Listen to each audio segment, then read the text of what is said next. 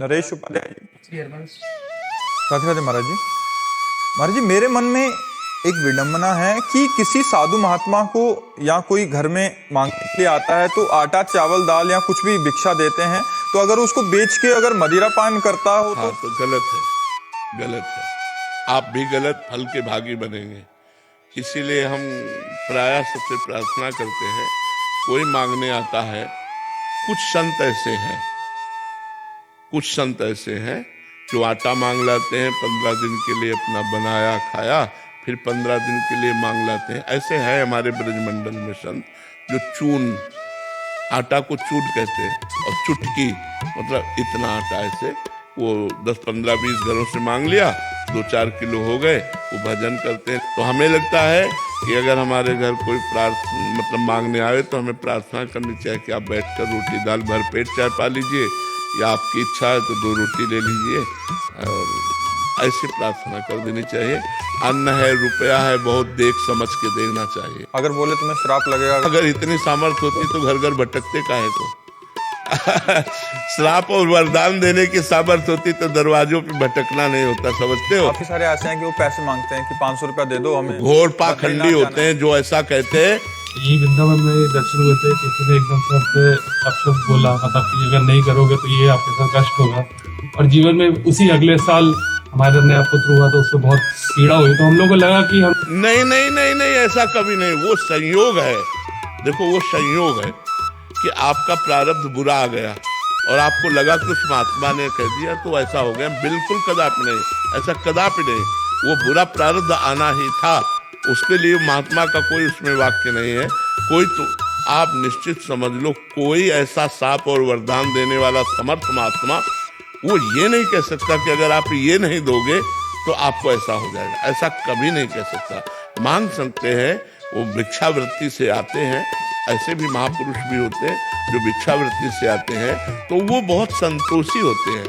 अगर आप ना कह दीजिए तो अच्छा रहता है, वो चले जाएंगे, क्योंकि वो इतनी क्षमता प्राप्त कर चुके हैं। और जो ये कि हम तुम्हारा अहित हो जाएगा, तो ऐसा नहीं, ऐसे कोई नहीं, ऐसा कोई नहीं, तुम्हारा अहित नहीं कर सकता है, हम तुमसे वादा करते हैं, क्योंकि इतनी सामर्थ्य उसमें नहीं है जो तुम्हारा अहित कर सके। हाँ, रोटी दाल पालो, आप ठंडी लग रही है, आपके पास कपड़ा नहीं तो लो हमारी जैकेट ले लो, पहन लो। अगर बीमार हो तो चलो मैं औषधि दिला दूं तुम्हें। इतनी सेवा तो हम कर सकते हैं। इसके आगे रुपया हमें जहाँ देना है वहाँ बहुत होश में देना है, और ये बेच लेगा इसको भी बहुत होश में देना है, क्योंकि वो शराब पीता है, मांस खाता है, तो उसके भागीदार हम भी तो बनते हैं ना। इसलिए दान सुपात्र को देना चाहिए। शास्त्रों में वर्णन आता है, दान को सुपात्र को देना चाहिए, कुपात्र को नहीं देना चाहिए। और प्रायः जो अच्छे संत होते हैं जो भगवान में अपने जीवन को, तो जैसे हम लोग मांग के खाए हैं, आदेश है शास्त्रों का, आचार्यों का आदेश है भिक्षावृत्ति करे, उससे अभिमान नष्ट होता है। 5 घरों में जाके 1-1 रोटी 2-2 रोटी मांग ली, अपना दिन भर के लिए भोजन ले आए, वो चला। और जैसे आटा मान लो गुरुजी हमारे स्वयं बनाते थे, बना के लालडी लाल को भोग लगा के पवाते थे, तो उनके लिए जैसे गांव में गए, आटा मांग लाए 2-2.5 किलो, 3 किलो, 4 किलो जो मिला, वो 8-10 दिन 15 दिन जो चला, फिर मांग लाए जाके। तो कुछ ऐसे संत हैं जो मांग करके आटा ले जाते हैं, पर वो पहचान हो जाती है। तो प्रायः प्रार्थना कर दे कि हमारे यहाँ से बना हुआ भोजन मिल सकता है, आपको लेना है ले लीजिए, आप बैठ कर पा लीजिए, नहीं तो फिर और ले लीजिए। तो अगर वो कहता है कि सांप या कुछ ऐसा, तो उस पर ध्यान न दे, राधा राधा राधा राधा राधे राधे चलो, बस इतना है कि राधे राधे चलो। कोई भी सामर्थ्यशाली महात्मा ऐसा नहीं होता जो तुम्हें इस तरह का व्यवहार करे। हाँ, अगर तुम मार भी दोगे तो तुम्हारा मंगल मनाएगा, अमंगल नहीं मना सकता। जो सच्चा संत है वो कभी अमंगल नहीं मना सकता, ये बात पक्का समझ लो। अगर किसी कारणवशात वो नाराज हो जाता है, जैसे देवर्षि नारद जी विचरण कर रहे थे, कैलाश के समीप ही अलकनंदा थे।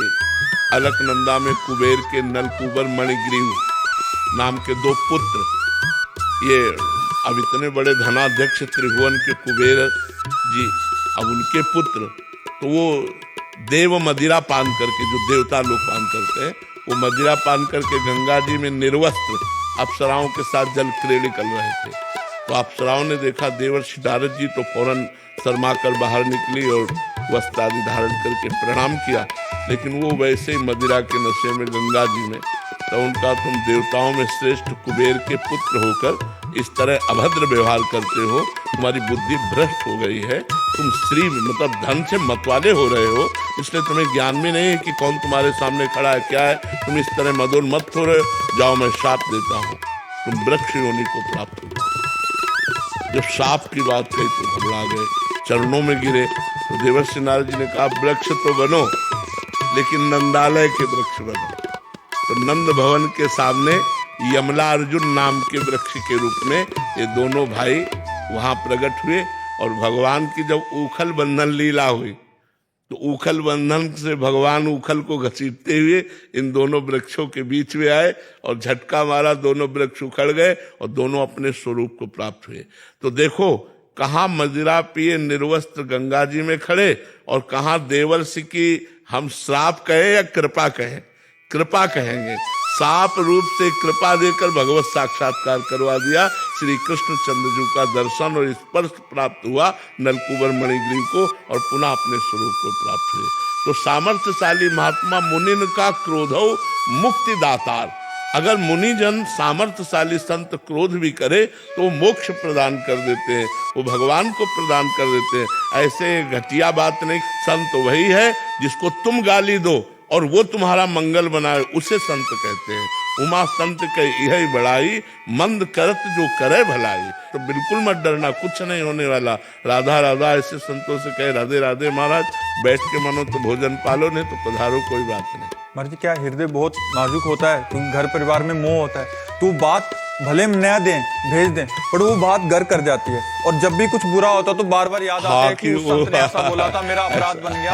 ये बहुतों के प्रश्न भी होते हैं। तो महाराज जी, इस पे अपने कर्मों का ही माने ना? बिल्कुल बिल्कुल, अपने कर्मों का ही फल। और संयोग बन गया ऐसा, तो बार बार लगता है कि ऐसा हो नहीं, किसी के गलत करने से ऐसा हो तो सब संसार को लूट लेना, ऐसा नहीं, ऐसा बिल्कुल नहीं। को न काहू के सुख दुख कर दाता, निज कृत कर्म भोग सुन भ्राता। हाँ, गृहस्थ धर्म में एक आतिथ्य धर्म है, आए हुए अतिथि का सत्कार करना, अपने दरवाजे पे जो मांगने आया है उसका आदर करना। तो हम प्रिय वचन तो बोल सकते हैं। पहला आदर होता है प्रिय वचन, राधे श्याम, हाथ जोड़ लिया, राधे श्याम, आइए आइए, क्या सेवा करें, हमें 5000 रुपया दे दो। नहीं, पानी पियोगे आप, भोजन पाओगे, नहीं, फिर हम रुपया दे दें, खत्म खेल। कोई अपराध आपको नहीं लगेगा, क्योंकि आपने पहला आदर किया है उनका। निरादर किसी का ऐसे नहीं, किसी भले वो भिक्षुक है, किसी भी तरह का है, राधे श्याम आइए। आप जल पिएंगे, नहीं, भोजन पाएंगे, नहीं। महाराज जी, इसमें एक सावधानी और मांग रहे हैं महाराज जी, जैसे संतों का आदर करना चाहिए, तो उनको घर में तो ना घुसाए ना? हाँ, नहीं, गेट के बाहर से। पता नहीं वो संत है या असंत है, संत है या असंत है, हमें तो पता नहीं है। तो हम दोनों का आदर करते हैं क्योंकि हमें पता नहीं है। पर गेट के बाहर, गेट के अंदर किसी को नहीं। भोजन भी पाना है तो आप गेट के बाहर बैठो, हम घर से ला करके देते हैं। और जो सच्चा संत होगा वो गेट के अंदर घुसेगा ही नहीं, क्योंकि आदेश होता है द्वार से भिक्षा मांगना। द्वार के अंदर घर में प्रवेश करने के लिए गुरुजन निषेध करते हैं कि किसी भी गृहस्थी के घर में प्रवेश मत करो। उसके दरवाजे पर जाकर राधे श्याम बोलो, जोर से आवाज बोलो, वो जो दे दे भिक्षा वो लेके चले आओ, ऐसा आदेश होता है।